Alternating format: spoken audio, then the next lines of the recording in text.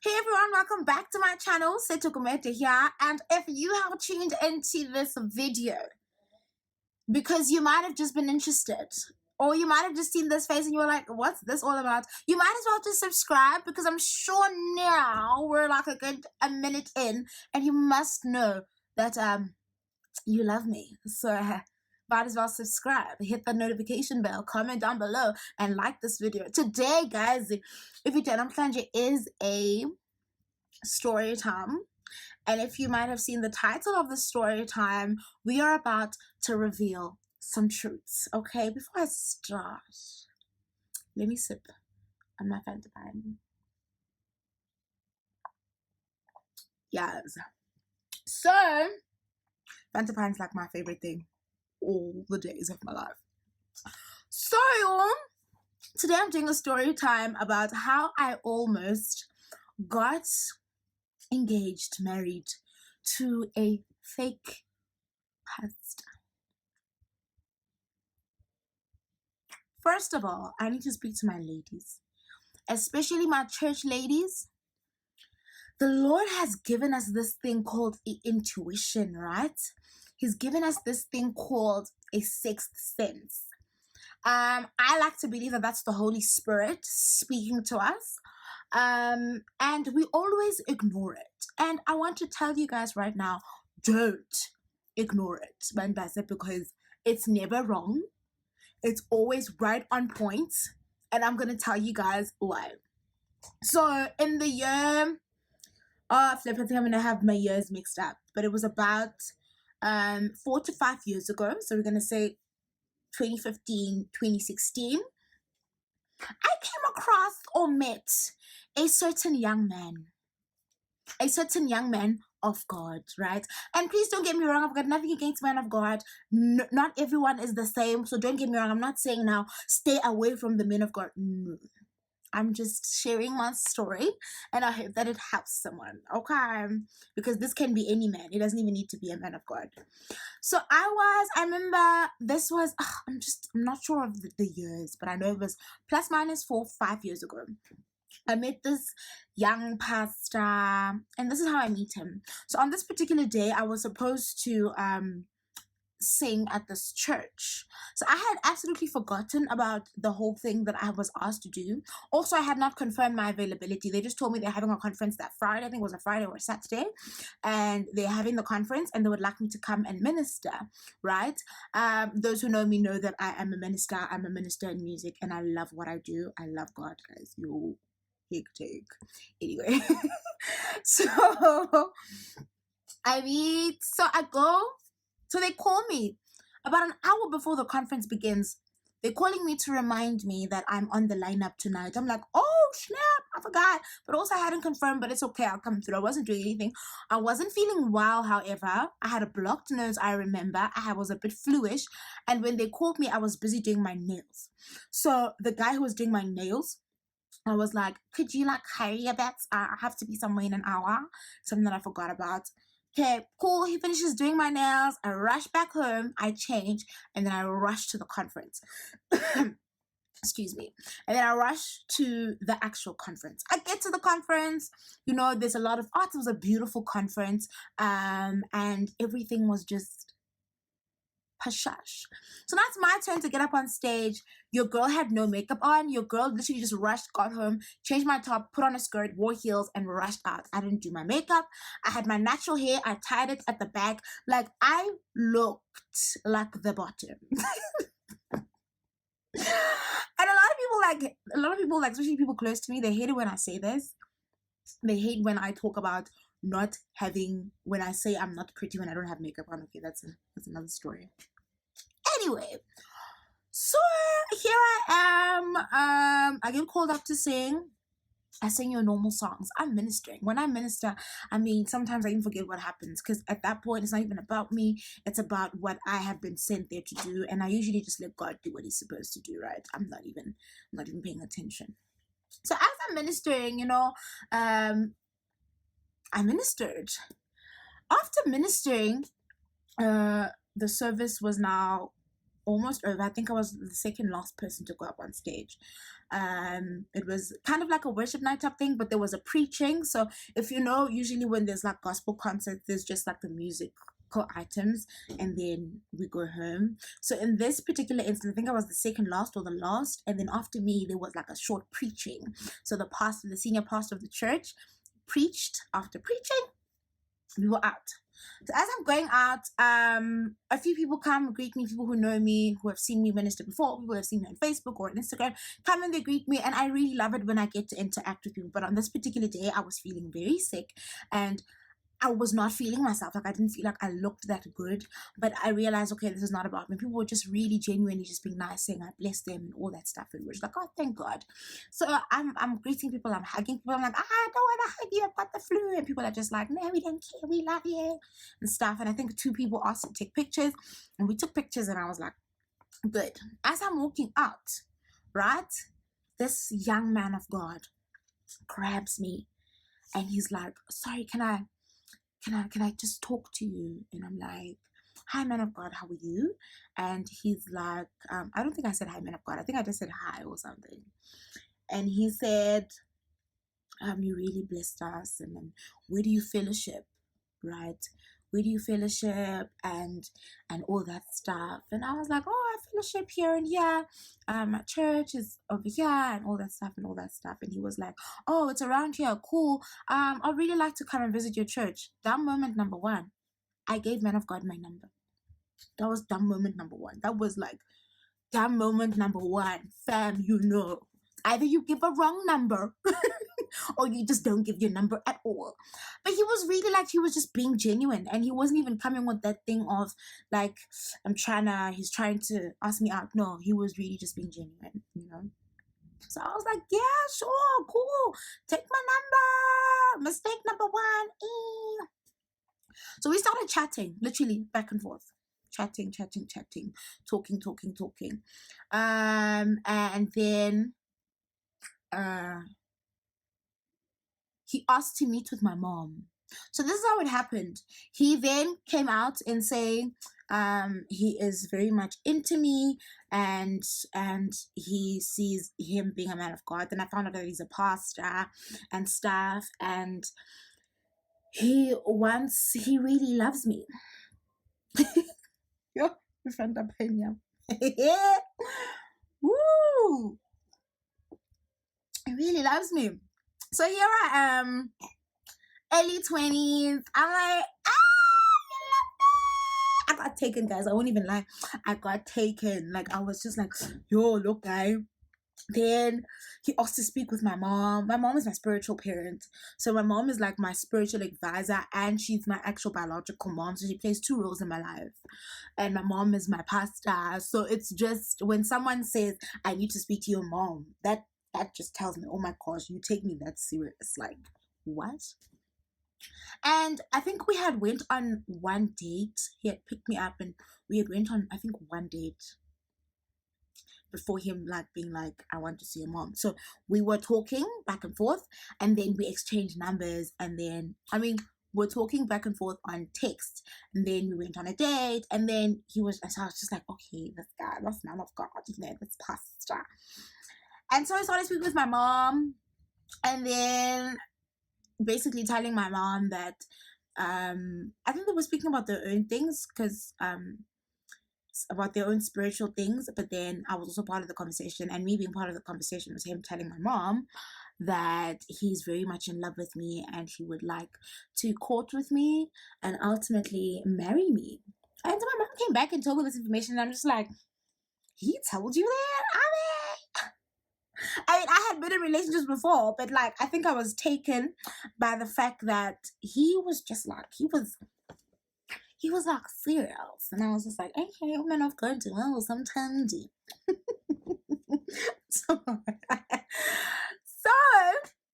mom came, told me. So I was like, Mom, what do you think? And Mom was just like, I think because Mom could also tell at this point that I was already like heartily, I was involved. And she's the kind of person, she doesn't dictate to you what to do. She won't tell you, no, leave him, I feel a vibe. She lets you walk your thing and figure it out yourself, because she knows she raised you well enough to figure it out. So she was just like, how do you feel about it? I was just like, no, just like, no, keep your eyes open, and yeah, don't be deceived by certain things. Keep your eyes open. Also keep your spiritual eyes open and all that stuff. So I was like, thanks, Mom. I love him. You know? So as time went by now him and I were official. We were officially courting, and he started attending my church, right? So he's like a very powerful, I don't know if I should say powerful. I don't know what it is. But he knows the word. He's very prayerful. So he was just like, he started coming to my church, and then he started becoming involved in church. Like, he was ministering, he was leading the not praise and worship, but he was part of like the team, and he was part of the prayer team. He was leading prayer every morning. Intercession, he was on it. He was like, you know? And so, yeah, that happened. So come and get so you know how when conversations start getting serious between two people who are in a relationship, we start discussing things like getting married, and we start discussing things like having houses. And he would always come pick me up, or he would come to my house.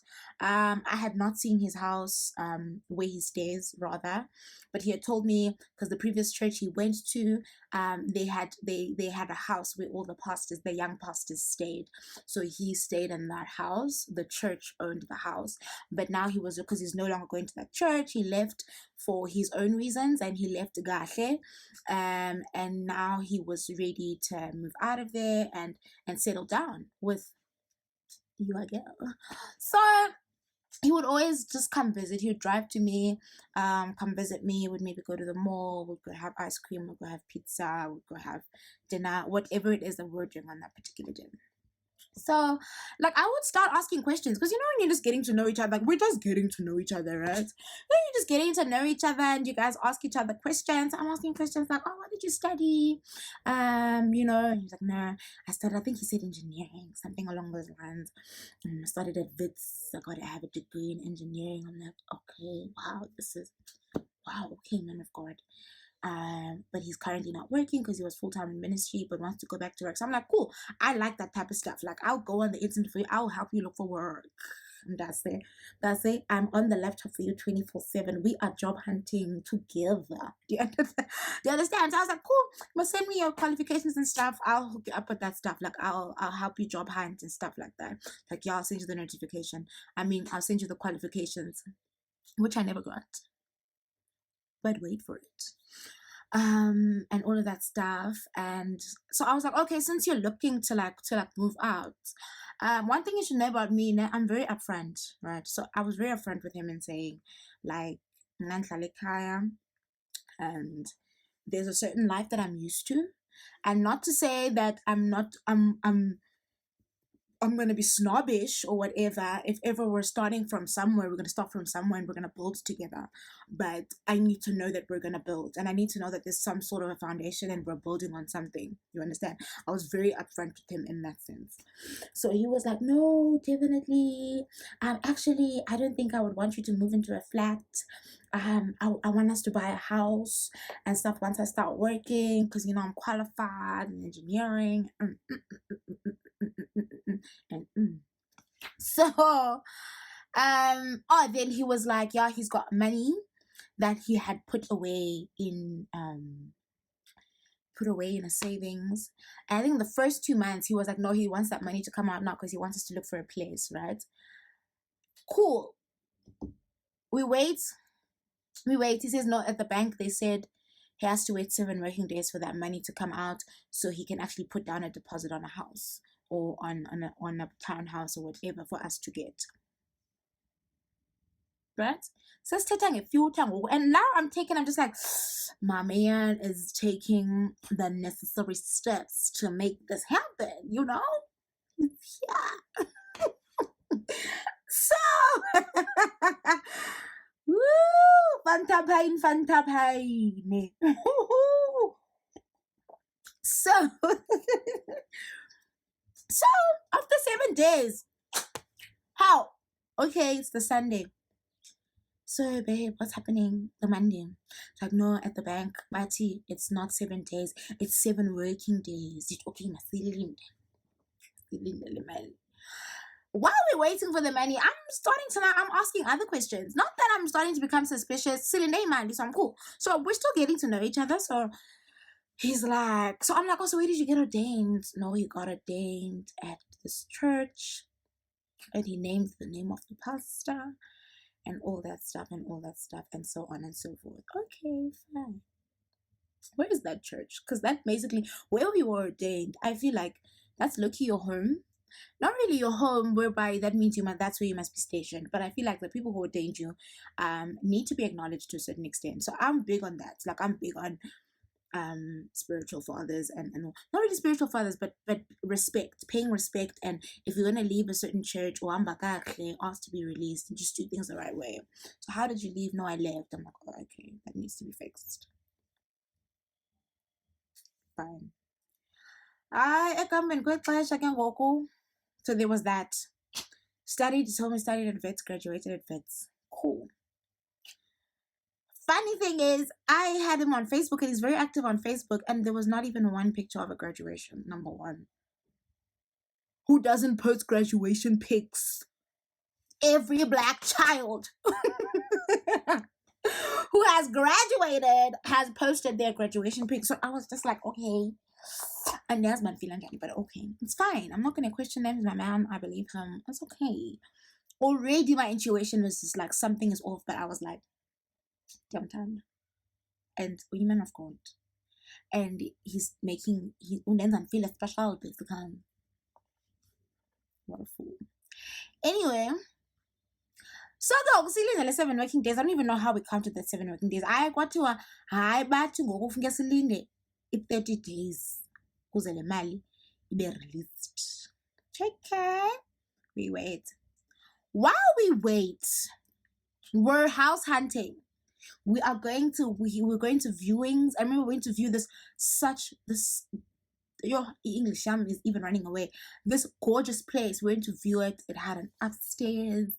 It was just nice, modern, cute, and we were going to view those types of places, right? And then at some point he took me to this house where he was staying. He took me to the house where he was staying. They all stayed there together. So it was decent. But he told me that no, love, I'm not gonna be staying here for long. You know the plans that we have. And I was like, yes, tell me about plans. What do you mean? So this one day he fetches me to for one of our drive arounds, or we're gonna go have dinner or lunch or something. And Landa, he takes me to this car dealership and he said he's looking for a car. I'm like, but you have a car. At that time he was driving I can't say the kind of car, because if I do say it, it will give it away. But at that time he was driving a decent car. Like he was driving a nice car. It was nice. But he was like, no, he wants a car that's better. With the money that's coming out, he's gonna be able to afford like a better car. So yeah, I'm like, no, no guys. We'll up. Went to view cars. On this day, when he fetched me, his phone was ringing off the hook. Like his phone was ringing off the hook. Like off the hook. Like it would not stop ringing. I'm like, why don't you pick up your phone? He puts it on the side of his door. He's like, no, it's this insurance company. I told him I don't want insurance. His phone is ringing, Banta. Say, oh, I forgot something. Kwafika ixesha where he would come visit me in the evenings. He'd come visit me and chill till late, right? And then he would say it's too late for him to drive home. Can he spend the night? And he would sleep on the couch. So I'd fix him a bed on my parents' couch. Uncle Semabazal Bam, they're so sweet. I would fix him like a little bed situation on the couch in my parents' house. Can I tell you, this started happening every day. He was now living here. My life is a movie, guys. Old guy was living a kaya, and his one story was always the same. I can't leave now. It's too late. It's not safe. He would sleep on the couch. Git. I think there is Hey, Aini guys. But basically, he was sleeping at my house now every day. And blindly, I'm just like, and I would sit with my parents. I was like, what do you guys feel about this guy? And they would say the same thing, that don't stop praying, keep your eyes open, and be awoke. Okay? Parents never complained. My dad got annoyed at some point. Parents never complained. They were like, why one man in love taken basically. Hey, wow, there was that. So on this day, we drove around. While we're driving around, we went to the car dealership. His phone was ringing from that morning. His phone was ringing from that morning. Ringing off the hook. I'm like, pick up your phone. Phone is ringing. He's not picking it up. I'm like, yo, okay. I put it even go silent, I think. But it kept on ringing. Like, you can see in the guy flash when it's ringing, it flashes, right? It just kept on ringing, and he was just not picking it up. He was just like, no, this insurance. They're trying to sell me insurance. And then yada, yada, yada, yada, yada. Cool. That day, after we had our whole thing in the evening, drives me home. Get home, we chill a bit at my house. Mrs. Steele, I think we went out to eat, or we bought pizza or something. No, I'm lying. We met up with his friends and we bought pap, because he loved pap. So we bought pap and like just proper nice street food. And I'm that girl. Like, I love traditional food. I love street food. Like, I will eat street food. I'm that girl. I look like I'm bougie, but I'm actually not. So we bought street food and like chicken, and we ate. So we went home. We're hanging out with his friends, and then we went home. So on this day, kusebusuku, and usually he chills till late ekhaya because kwenza kantoni, because it's too late for him to drive back home. On this day, he says, today I'm driving back home. I'm like, oh, okay, it's safe today. I'm like, no, okay, it's fine. Anyway, like, my parents were starting to low-key complain about this nigga of mine who's always sleeping on the couch. So he's like, no, today he's driving back home. Cool. Drives back home. At 1 a.m., 2 a.m. in the morning. 1 a.m., I think, because my parents were still up. My parents, yeah, when they're sitting and they're watching a series or they're watching a movie. So usually, if ever it did happen that he didn't sleep at my house, he would call when he gets home. And it takes him about like 15 minutes, 20 minutes for him to get to his place or where he was staying with the other pastors. So he texts me on this day, calls me, babe, I'm at the police station. I got hijacked. I'm just like, what? He says, yes, I'm at the police station. Two guys came at me, shot in the air, opened my door at the robot. And then there was a car coming behind me. So the car saw what was happening. The car behind me saw what was happening, and it reversed, right? And these guys pulled me out of the car, dropped me to the ground, told me to lay on the ground. Then they took the car and they drove off. And when they drove off, this lady who had reversed found me laying there, came, helped me, saw what happened, and she took me. Now I'm at the police station. I'm like, cool, I'm on my way. I'm that girlfriend. Like, I'm the girlfriend. Like, I'm on my way. So, he's like, no, don't come. It's not safe. So, we agree. I'll see you the next day. So I relate this story now to the family. I'm not traumatized. My man, this is what's happening. My mom's like, okay. My dad, who is an ex-cop, asked me to re-relate this story. So I tell him the way he told me it happened. My dad's like, that's weird, but okay. Is he okay? Like, yeah, he's fine. I'll see him tomorrow. The next day, I think I wasn't able to go and see him. I think I didn't have the car that day. Then he says, no, it's fine. I'll take taxis to you. Took taxis to me, and this was now a back and forth thing. Every other day, he would take taxis to me. And on the days when he would come here, he'd end up sleeping here. So he'd start coming like every day. He'd take a taxi every day. Come here, sleep, wake up, go. Come here, sleep, wake up, go. So I realized, because now a month has went by, and I realized, but okay, I can Malik choose or Pomo fine. Because my whole thing was, but babe, it's fine. The car wasn't insured. Don't move, but it's fine. Isn't it you? There was a situation where you take so you sort that out. You get in your car, and then what's going to happen with the place to say, no, we can't find a place that we wanted to find anymore. I don't know for what reason. So we started looking for smaller places. And when I say smaller places, we started looking for like one rooms.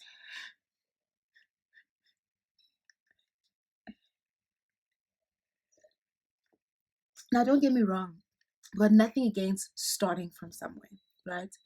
But you can understand now, I was taken to go and view it double story, guys. Which one? One room. Okay, love. What about the work? Like, you haven't sent me your qualifications. I need to start looking for work for you. And you know, kungahlangani man. Kuba nezinto xa singahlangani. And I had met his mom at this point, very sweet lady. Met the mom before the car got stolen, and all that stuff. Just a bunch of sweet people. I met his brother and the sister. Just cute bunch, right? But it was just a lot of things didn't add up when it came to him, you know. And just the things he would say and the things I was seeing, it was just like day and night. So umoya wami ngiyoqalisa ngokungavumi. Umoya wami is just like off. Umoya wami is not having it. Now a guy is sleeping at my house every day. A guy is not even looking at new cars. A guy akasayithetha into yemali sekudlule imonths ngoku. Ayisathethwa into yemali bekuthiwa izophuma. Oh, guys, just being very, very dodge. Absolutely dodge. And now my intuition was just like, but I'm continuing. I'm like, you know, I come in good pleasure. It just, I could sit with my parents. My parents are just like, they'll tell me the same thing, right? My parents will tell me the same thing. Listen to your heart, trust your gut, pray. Pray. We can't tell you anything. Pray. This is the man that the Lord has placed in your life. The Lord will make it work. But if it's not, you will feel it and you will know. And at this point, I was already feeling it, but I was fighting it. Like, I was just like, no, this could be the devil trying to stop me from marrying a man of God. And what if I've been ordained to marry a man of God? You know, like, what if, who doesn't want to marry a man of God at this point? Right now, though, the right. God calls me to marry a pastor. God bless my soul. If he doesn't, I'm fine. Kwahamba ixesha, and my spirit was just like, no. Right. So I remember this one time I texted him and I asked him, are you coming today? He's like, yes, I'm gonna take a taxi, I'm gonna come. He came. I set up a situation for us outside my house at the back, okay. Ndambekela isitulo nami ndazibekela isitulo ndathi makahlale phansi. Ahlala phansi kanjalo ndathi kuye, hayi bhuti, akuhlangani on all sorts of levels. Mind you, we were courting, so we weren't dating per se. So we were just kissing. We were not doing anything sexual and stuff, and that's just the right way of doing things. And I thank God that we did things that way, because had we did things any other way, I would have been in Jenny in the dog. So I sat him down and I was like, dude, I can't. I was like, what do you mean? I was just like, my spirit is saying no. I care for you, but in terms of you being my husband, umoya wam akavumi, and I'm not gonna force umoya wam akavumi, right? So he's trying to like talk his way out of everything, and I was just like, it's really not even a matter of you talking your way out of anything. Like, my mind has kind of been made up. Oh, going to pick umoya wam. Like, I've been saying no, can't be, and my spirit is just saying this is not a real thing. And I was like, ah. So and then he tries. I'm just like, my mind is made up. Like, we can't continue. And he got up because he had nothing to say at this point. Got up, went back inside the house, went to say bye to my dad, and he walked out. So I'll pull my the front gate. On the side, there's a gate on the side, and someone who's standing in front, you can see someone who's sitting at the back. So he stood there and he looked at me, and I sat there and I was like,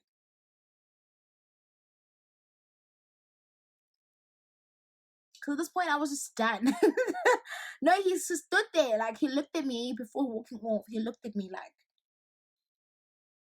and I sat there like, then he left. And that was the last time I ever saw him. Literally. And that was the end of it. Now get this. About a day or two later, I get a call from one of his best friends asking me what's in Jan. So I don't have a best friend that him and I broke up. Asking what's in Jan. I'm like, no, I'm good. And this guy says to me, who had also become like a really close friend of mine. Like he was now starting to become a brother of mine. And he was like low-key crushing on my sister at the time. So he calls me and he's like, look, dude, something has been eating me up inside. And I feel like I need to tell you all of this. And I really hope that it doesn't mess up your relationship with okay. I'm like, what is it? Talk to me. So he starts telling me everything. He starts confirming everything. Okay, there was no money. He was never gonna buy a house. The car was never his. And it's only later on, I'll tell you the rest, where I found out who the car was, who the car belonged to, and the fact that there was never even a hijacking. You understand, Mandipang? Like, there was never a hijacking, and the car was never his. I'm like, oh, okay, really? I'm like, oh, but then we were like Miss Anisa because he was gonna start looking for work because he has a degree in engineering, and the friend laughed. The friend was just like, ha ha ha. I'm like, what's funny? The friend's like, what degree? I'm like, he has a degree in engineering. He studied at Wits. The friend's like, no, he never.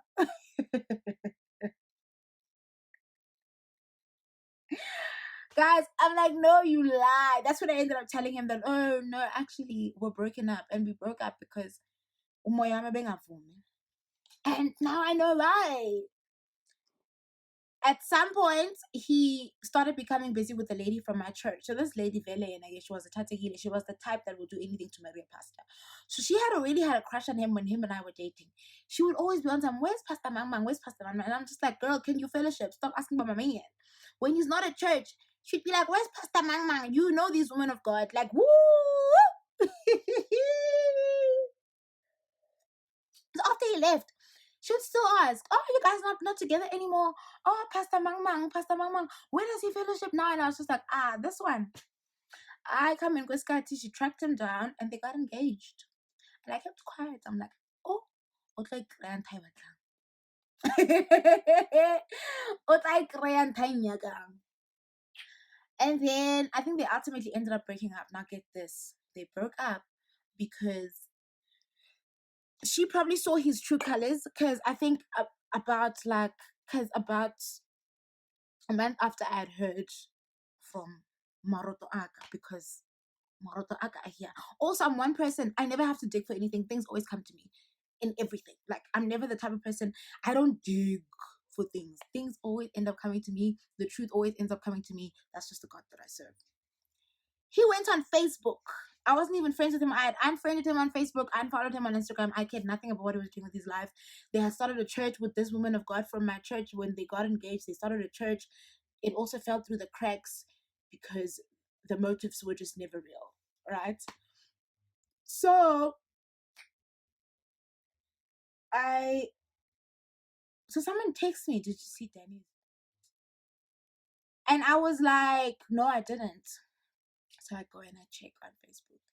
He wrote an essay this long, repenting. He came clean about all the women he had used for their monies, all the women he had used for their houses, all the women he had used. So it turns out the car he was using belonged to a woman, and this woman found out that he was with me. And this woman was like, the day he was getting calls off the hook and he was taking me to a car dealership, he was getting calls from this woman saying, I want my car back. You got a new girl? Cool. She must get you a car. I want my car back. The drama. And he wrote this big essay, basically just coming clean about everything. He came clean about it all. And I just sat there. I think I commented and I was like, Lord, you are faithful. Because he came clean about it all. And then what ended up happening? What ended up happening is that your girl walked away unscathed. Because what I learned is that he had even been using some of the women for sex. And I'm just like, wow, deep. Deep. So I thank God for that. I was like, Lord, thank you. I dodged a bullet because wow, what was the reason? You know, what was the actual reason? So that was it for me, guys. This is the part where people are like, oh, I nearly married. How could you have said you nearly married him? So the married part was not clickbait, guys. I think it was about a week after his car got stolen. He apparently, I hear this from my mom, that he told my mom that he was going to ask to marry me. Right. And this week, my mom was asking me a lot, how do you feel about this guy? Are you sure about this guy? And I was just like, yeah, I'm turned up. So, whatever. But deep down inside, my intuition was just like, it's not it. But I think I was so hyped up by the fact that, he wants me to marry him. More guy wanted me to go see his mom on this day. He wanted my mom to meet his mom. So he planned a whole lunch that was going to happen at the hotel where his mom was staying. So his mom is not from here. I mean, the mom is here. There's a hotel where she books in town.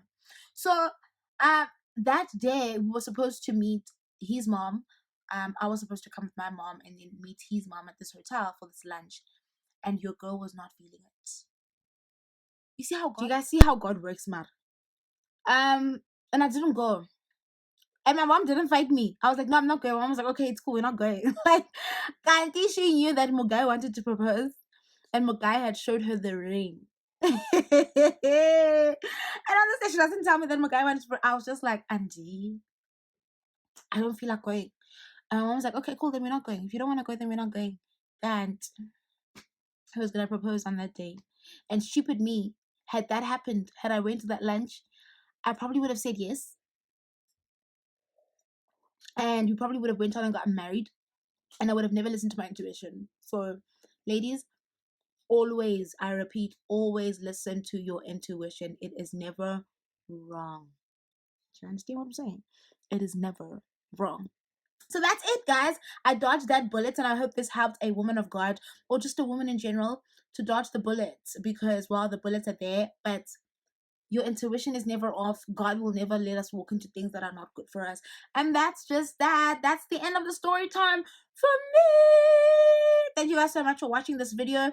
Comment down below if you want to see me doing more of these story time type videos. Subscribe on my channel and like this video. Give it a thumbs up. Again, subscribe. Comment down below if you want to see more of these kind of videos. Love you guys so much. And remember, your intuition, the inner voice, your spirit man never lies.